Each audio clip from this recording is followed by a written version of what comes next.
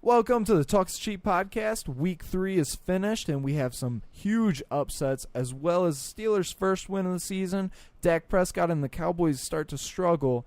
I'm your host, Justin Hayes. Usually with me would be Skylar Krowetsky. However, he's currently holding out for the max deal. Just playing, he's sidelined with a bout of bronchitis, and ain't nobody got time for that. Filling in his place is our designated Browns analyst, Tyler Ellis. Thanks, man, for filling in. Hey, thanks for having me. Hey, how's your victory week going? It's been really, really nice. After almost 2 years with no wins for the Browns, it's nice to finally say we won a game. That's got to be feeling pretty nice by now.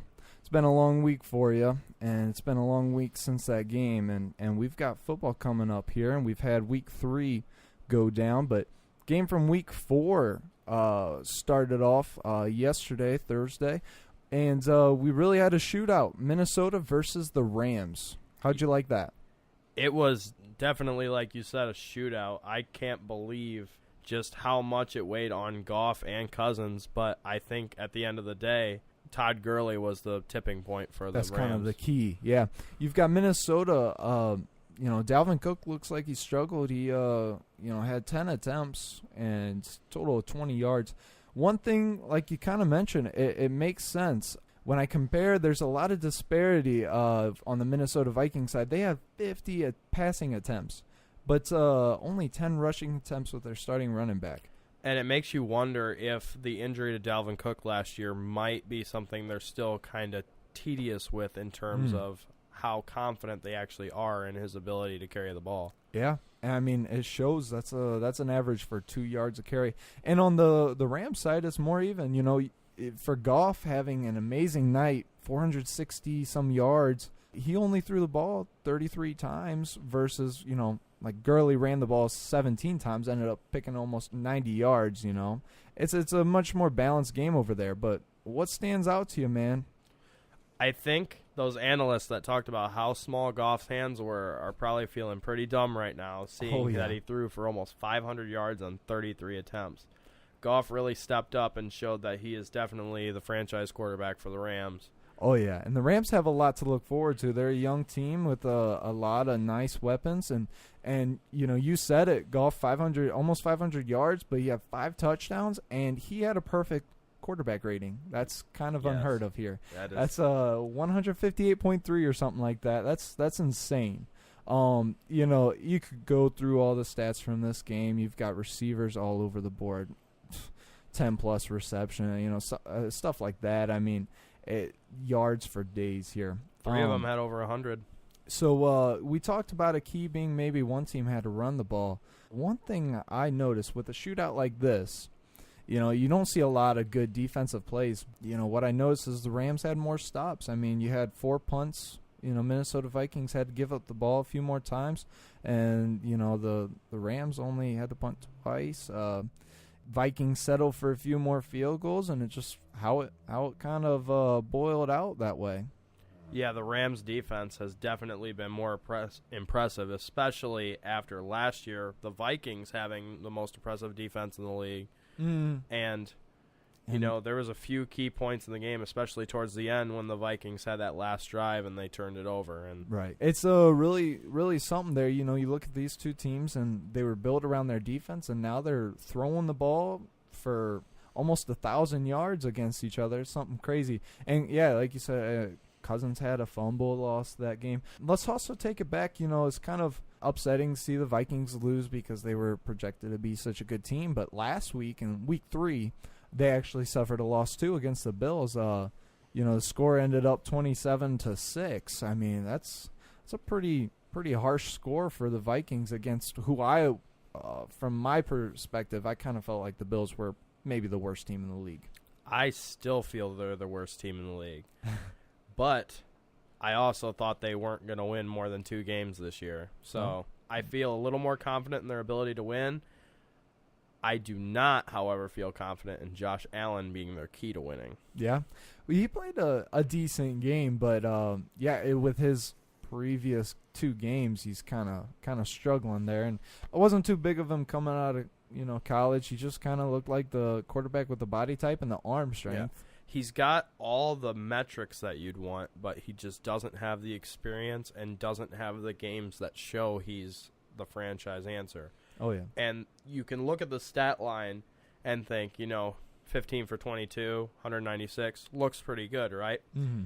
But 140 of his yards were after the catch. 140.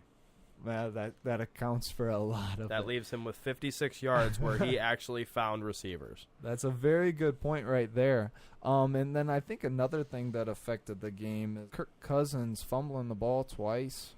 You can't suffer those takeaways as they seen, this week, where matter of, number of possessions matters the most, and what you do with those possessions. It can really have an effect on a game, especially when you only end up putting up 6 points. And especially with how much they're paying Kirk Cousins to be the guy for Minnesota, you can't be making these rookie mistakes. Yeah. On the Bills side of the ball, one thing I wanted to point out is one of my favorite rookies here this year, when kind of scouting out all the linebackers, because I was really curious on them because I wanted the Cowboys to draft one of them. Just happens to be something I noticed here. Tremaine Edmonds, huge guy, 6'5", 250 pounds. He led the team in total, tackles. I'm pretty happy with that. Yeah, he's a big guy from Virginia Tech, and he might lead this team. I think he's going to end up leading the team. He's definitely been showing that he's the guy in terms of who can be that leader. He can be on defense. that Mike linebacker, someone standing in there middle doing his job. I mean, frankly, it's unfortunate for the Vikings to start out with this record, because I believe they're a better team than 1-3 here, or what are we at here now? I definitely think they should at least be 2-1, but yeah, they're 1-2-1 on the season. That's right, they had that tie. Yeah. Yeah. Tie seems to be the flavor of the year. Right. Another big, upset. We got the Bills and the Vikings upset. New England Patriots losing to the Detroit Lions. How do you take that, man? I think the swing here, once again, was the running game, and Kerryon Johnson finally stood out and rushed for over 100 yards on only 16 attempts. Yeah, that's a solid game for a rookie. And a rookie on the Detroit Lions, like you mentioned, they might have finally found their running back. Yeah. We mentioned it earlier this season. It's like, on our podcast here, they were hoping for him to maybe step up, be that guy. And something interesting is he only had 16 attempts, like you said. Their second running back, LeGarrette Blount, he had 16 attempts. Guess how many yards he got? Half. I mean, so that's a really nice sign that their rookie is able to step up and be their most productive back. Granted, LeGarrette Blount gets used for that short yardage type of stuff. Right, and it's definitely worrying for the Patriots because their rookie, Sony Michel, had almost the same amount of attempts with only 50 yards. Yeah, and quite frankly, I'm off on him. I thought he was going to be one of the nicer running backs coming onto the league this year, but I've never been high on New England running backs anyways. Their system is designed for Tom Brady. Yeah. Throw to your running back, kind of have him as a gadget type of player, and which they do occasionally. But back to that throwing type of thing with Tom Brady, he had a terrible night. 53% passing.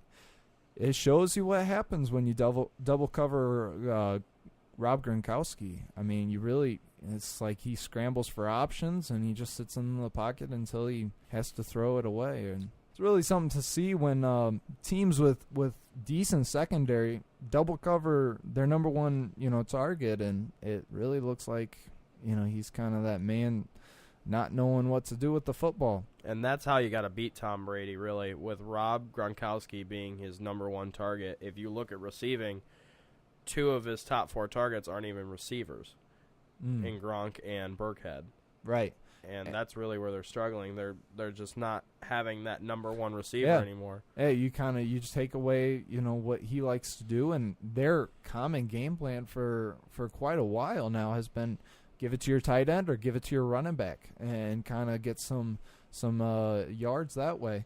And they didn't pick up first downs. They punted the ball 5 times. I mean, and Lions, like you said, they were able to get their running game going. What happens? You convert first downs. You only have to punt the ball twice. You get into the red zone. You kick 4 field goals, man. You win this game 26-10. There in Detroit. It's a good game for Detroit.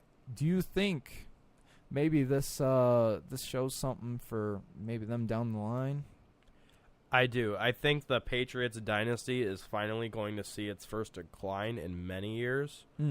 And that beef that it seemed like there was between Belichick and Brady and his trainer, and they tried to say there's no beef. I think there's something going on behind the scenes, and they just don't want to get that out to everybody. Yeah, they don't want to bring it kind of to the surface. Yeah, I mean, it's a bad day for Brady when his quarterback rating is below 70. He throws for the same amount of interceptions as he did touchdowns, and he really doesn't, accumulate too many yards. It's kind of a tough day, and getting back to kind of bringing in how the season's going to progress. What do you think about the Lions, man? Matt Stafford kind of showed a good game. Can he continue? I think Matt Stafford will definitely continue. I think it's whether or not Kerryon Johnson's going to be able to replicate this every game, because that's what the Lions need. Good point. Their defense is average. Mm-hmm. They need this high-powered offense to keep going. Matt Stafford's usually good almost every week for 300-400 yards and 2 touchdowns, but it's going to be whether or not their running game can continue. Agreed. Well, so talking about their running game and how they're going to progress, they're going against the Dallas Cowboys next week, and Cowboys' defense may be much improved. However, their offense is kind of on the opposite side of that. And as many people know, the Cowboys lost to the Seahawks 13-24. That was in Seattle, and they're known for having kind of that 12th man show. And against a team like the Cowboys, a lot of people like to hate them. What do you like or hate about this game? Well, I'm going to only point out the things I hated because I didn't like a whole lot. And one thing I hate is you have one of the best running backs in the league in Ezekiel Elliott, and for at least the second time I've noticed this year, under 20 carries. Right. And on those 16 carries, he had 127 yards. That's incredible. I mean, I'm with you, man. I'm with you. Feed the man. Feed Zeke. That's what I think we need to do more. I mean, they get rid of Des Bryant. The Jason Witten retires. And what do they do? They throw the ball 34 times and run the ball only 16 times? And I got to say, with throwing the ball 34 times and only getting about 170 yards out of it, it's looking more and more like Dak Prescott might not be the answer for the Cowboys. And me as a Cowboys fan, I've got to question that too. I would have loved to see how this game would have went if the roles were flipped here, though. Seattle fed their running back, Chris Carson, 32 times. That's twice as many attempts. I would have loved to see how the game transpired if Zeke had continued, running the ball more, and they would have had more first downs. Zeke was averaging 7.9 yards a carry. I'm sure that number would have obviously dipped with more carries, but they're trying to be unpredictable, and, well, what happens is, you show your flaws, and your flaws are that your number one receiver is nowhere to be found, and Joff Swaim is the one leading in targets and receptions. It's not a good look, Cowboys. I'm not a big fan of what's going on there. If they just handed the ball off, though, more. I mean, what was a 13-24 game? I mean, it could have been a game that you would have saw a late fourth quarter, comeback drive with Prescott or something. Maybe the confidence would have been there. When you're force feeding the ball, through the air, you get sloppy, and I think that's what's happening. And Prescott had a terrible game. I'm not going to sugarcoat that. Yeah. One nice thing I did see, though, is on the defensive side of the ball, our rookie Leighton Vander Esch, another linebacker, led the team in tackles. That's awesome news. But when you look at the other team's defense, Earl Thomas, does that stick out to you, man? I mean, Earl Thomas year after year is still is one of the best secondary players in the league, and it's awesome that he can still replicate this even with the previous help that he had disappearing. You got Richard Sherman going to San Francisco. Legion of Boom is disappearing, and he's still year after year seems to be the guy for them. Yeah, I mean, and 2 interceptions against the Cowboys, man. I bet you Jason Garrett, Jerry Jones, they're probably wishing they would have got that trade done sooner. And they talked about how they wanted it to spark conversation with him again, but I'm starting to see Earl Thomas go somewhere else. I mean, the Cowboys aren't doing terrible on defense, but if he wasn't playing for them, it might have been a different outcome. And like you said, Leighton Vander Esch playing the way he did is a very good takeaway for the Cowboys in the sense that a lot of people question the pick, and it seems to be paying off.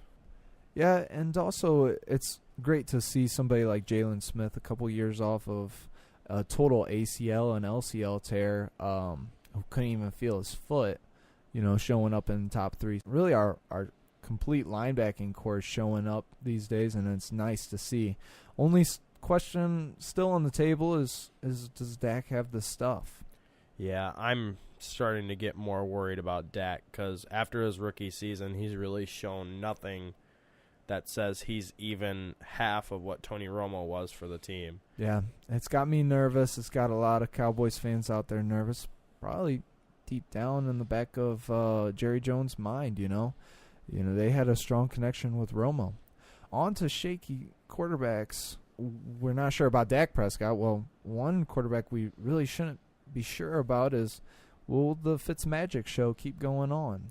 I think with Ryan Fitzpatrick, it's something we've seen year after year with each team he goes to.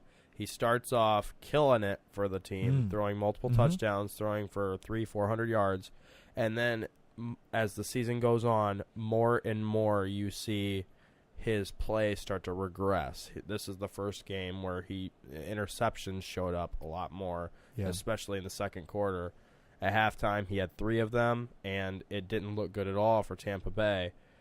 But the Steelers, too, have a lot of questions about their team. The defense let them get back into that game, and we were almost talking about a Steelers team that did not have any wins this season after Week 3. Yeah, it would have been something to see a 3-0 Tampa Bay after Ryan Fitzpatrick recovered after his 3 interceptions through, 3 touchdowns total. Really had a great second half. They stalled out there and couldn't quite get the job done. It was 30-27. You mentioned there's some other questions. Roethlisberger's having great games. Past 2 weeks, I think, have both been great. But are they missing Le'Veon? They are missing Le'Veon. They've got to be right now. After Week 1 against the Browns, when you had James Conner put up like 130 or 160 yards, I'm not sure. He balled out. Everybody thought we don't need Le'Veon, but as the weeks progress, Le'Veon is just eating popcorn, watching all this because he knows he's going to get dealt, and the Steelers are going to be sorry that they did it because it's going 15 carries for 61 yards, that ain't taking any pressure off of Roethlisberger. And while he's continuing to put up these stats, teams are going to start putting extra secondary players out there and take away from what their strength is. Yeah. And it shows. I mean, they scored great in the first half, but then that second half where you usually take Le'Veon out there and hand him the ball 2 or 3 times, every set of downs. Now you're struggling to convert on third down, and you're still passing the ball, and it's something where that totally changed the game. You're supposed to take time off the clock instead of leaving it on the clock for Fitzpatrick to perform Fitzmagic. And that's what he almost did. Other takeaways, I mean, you had, those 3 interceptions, one of them by which was Terrell Edmonds, the brother and another rookie, safety though. Had an interception, his first career interception. I like the guy. He shows some skill.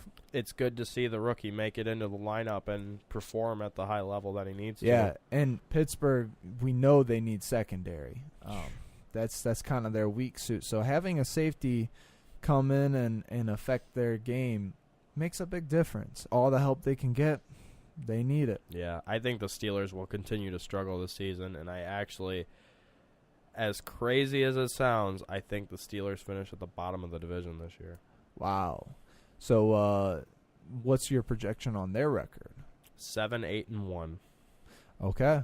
Well, we'll get to AFC North talk here in a little bit. I think we got some conversation left to be made.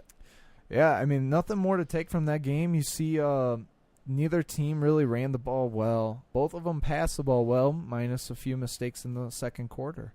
But here's the one question I haven't asked you is, we talked about how the Fitzmagic show goes, but is Jameis Winston going to come in and be the starter week 4?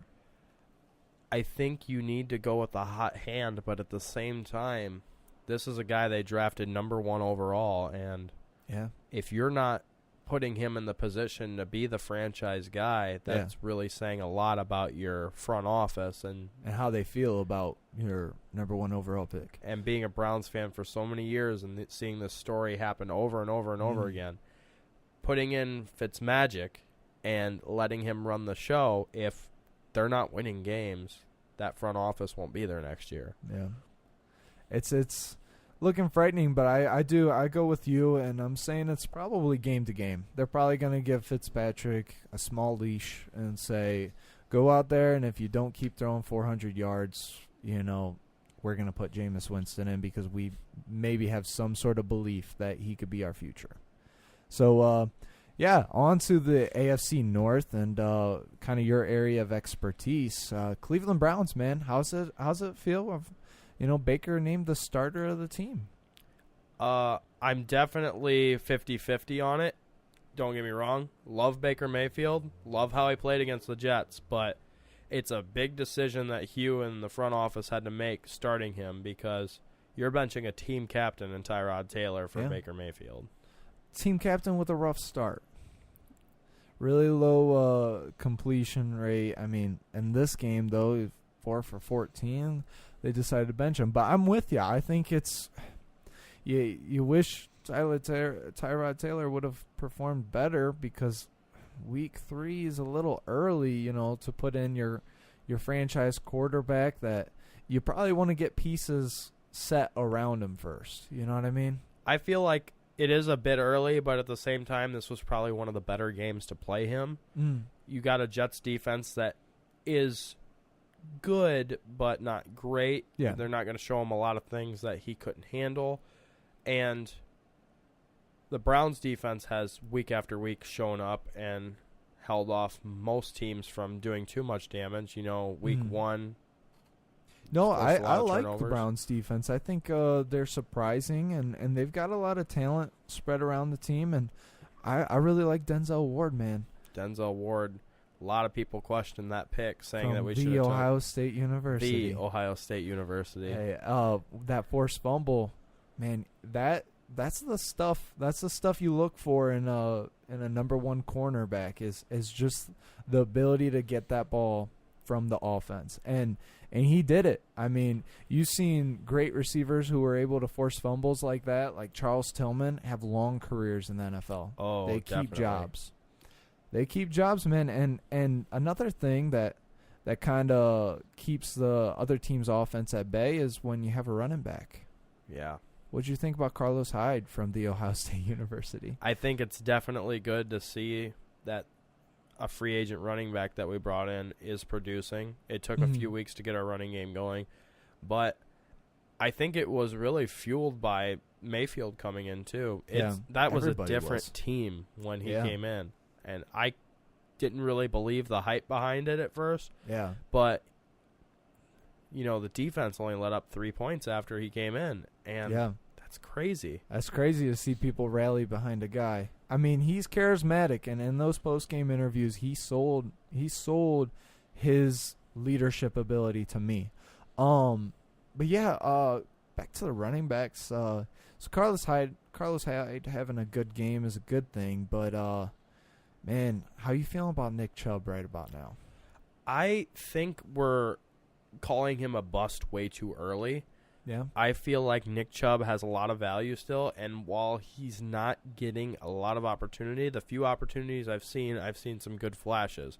He had a run towards the end of the game on I think it was their game-winning drive, where it was 2nd and goal, and he got a 9-yard carry, and like 8 of his yards were after contact. Yeah.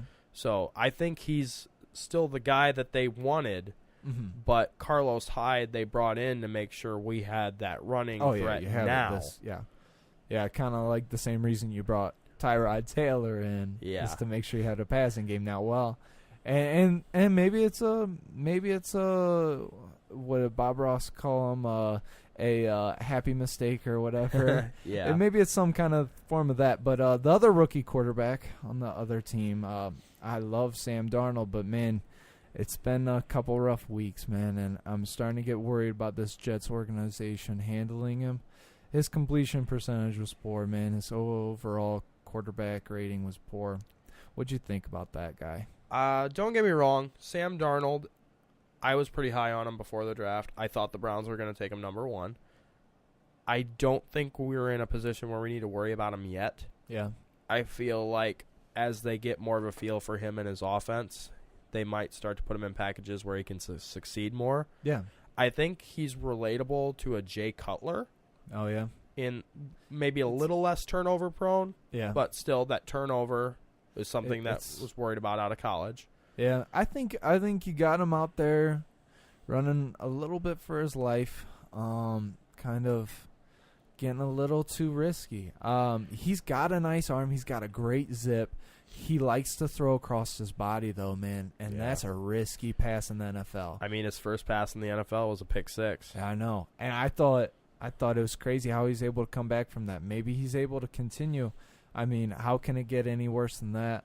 I mean, but he's going to have a tough time here, and it seems like he also hasn't developed his number 1 receiving option either. It seems like every receiver on the Jets is more of a number 2 receiver. Yeah. You got Quincy Enunwa, who he produces in certain areas, but it just seems like everybody on the roster is spotty. You have Jermaine Kearse, who was spotty on the Seahawks, and Terrell Pryor. Yeah. You know, the year he was on the Browns, had the 1,000-yard season. Right. I was saying I don't think he's the number 1 guy. I don't think he's a guy to pay. And when I saw the Browns were offering him a long-term deal, I thought they were out of their mind. And he didn't take it and decided to go with a 1-year deal elsewhere in Washington. And I said, great. Yeah. We dodged a bullet. Oh, yeah. Well, it appears so. I mean, he hasn't really done much since Cleveland. Former quarterback from the Ohio State University. Ohio State University. And probably the guy they have listed number 1 on their depth chart is Robbie Anderson. Kind of one of those spotty guys. Tall, lanky, fast receiver. Catches some, drops some. You know, he can have an electric play. Reminds me a lot of the guy who played in Pittsburgh, Martavis Bryant. But, you know, one of those guys who may have a spot, but... you know, we'll have to see how he meshes with Sam Darnold. He's got to hold on to the ball, too. Right. You lost a fumble in this game. Back to the Cleveland Browns, though. Man, you're a fan. You seem pretty optimistic about the situation, but also pretty real. What kind of record do you think they got going on? Where do you think they'll, in a shaky AFC North, where do you think they'll stand? Well, year after year, we see it all the time. Browns draft a new quarterback. We're optimistic. Quarterback comes in, plays not consistent, and then we repeat the cycle. I mean, the last time the Browns had a winning record, I believe, was 2007, and we went 10-6, and we missed the playoffs. Last time we were in the playoffs, 2002, and Kelly Holcomb was our starting quarterback in that playoff game. Yikes. Do you remember him? Remember the name. Don't blame you. Remember the face. But as far as the AFC North goes, I think Baker Mayfield starting adds probably 1 to 2 wins to the team's record. I put him at 7 or 8 wins for the year. And that's crazy a year after going 0-16. And this year, my original prediction was them winning about 6. Yeah. But I think Baker's the real deal, and we only have a half to go off of. Yeah. And we got to calm down a little bit because he made some mistakes and he got lucky and didn't throw a pick in the end zone and didn't lose a fumble. Right. But I think he's accurate enough and smart enough that he can really lead this team and we can get some major divisional wins. Okay. So in that division, how does that shake out with a team with that middle of the pack kind of record? Well, I have the Ravens sneaking away with the division this year. Mm-hmm. I think the whole division is going to be pretty close to each other. Like I said, the bottom team is going to be 7 wins, I said earlier. And yeah, little disparity with that division. I think all the teams are going to be within like 3 or 4 games. So it's going to be a fight for that one spot, but not wild card. They're already, I think I heard on TV the other day that every single team in the AFC North is within a half game of each other. Wow. That's something else. So with kind of close games and stuff like that ahead, I've got a bold prediction for you, all right? I've got 3 games coming up in week 4 here this Sunday. And these are teams that are projected to win by odds and everything, so it could be something to bet on the opposite team. So I'm going to ask you, of these 3 teams in their respective game, which one, or maybe you got 2 or 3, maybe all of them lose, which one loses? So I've got first Patriots versus Dolphins. Patriots are 1-2. Okay. But Tom Brady, Bill Belichick, can't count them out. And they have the odds, like I said, versus the Dolphins, who are 3-0. Dolphins, great start. Patriots back to the wall. You don't know how it's going to go. Vegas has Patriots winning. So the next game to compare, Chiefs 3-0, electric offense. They're going crazy out there right now. Versus Denver Broncos 2-1. Solid team, very close Vegas odds. Has the Chiefs winning though. Could it feel like one of those situations, where a 3-0 team loses their winning streak? Maybe. Steelers versus Ravens. Steelers 1-1. Ravens 2-1. This is a divisional game. We know with their divisional games, it's always close. Steelers actually have the odds. It's extremely close on this one, but with the recent kind of explosion of Ben Roethlisberger, can he carry the team to a win, or is he going to lose this game? Well, you got this shaken out. I think 2 of those games you presented to me could end up in upsets. We'll start out with Patriots. I think the Patriots are going to end up dropping the game to the Dolphins. Now, don't get me wrong. I don't think the Dolphins are the real deal. I think they'll wake up pretty soon and realize that they don't have Jarvis Landry anymore and they need to act like it. But I think this is also a wake-up call for the Patriots because they have not prepared in any way for their future, and they actually traded away their future in Jimmy Garoppolo to San Francisco. Sure, they got a little bit of value out of it, but who's going to take over for Brady when he's done? He says he wants to play until 45, but let's be honest, he gets hit one good time. That could sideline him for a year. Yeah. These definitely, there's so much drama in that locker room. There's got to be when you got a guy coaching your team like Bill Belichick and Tom Brady being the legend he is. Everybody's saying, how Brady's overshadowing Belichick, and Belichick's just kind of being spiteful about it all. But I understand that. So you've got the Patriots losing to the Dolphins? Yeah, I think with this game, it's really going to bring out that feud between Brady and Belichick, and it's going to become public, much like the Steelers' miniature feud has come up, and with Antonio Brown wanting to be traded and everything else. Yeah. But yeah, Patriots lose this one, but Dolphins will start losing games shortly hereafter. Gotcha. And how about the Chiefs, Broncos? Pat Mahomes show, man. I mean, that's going to keep going.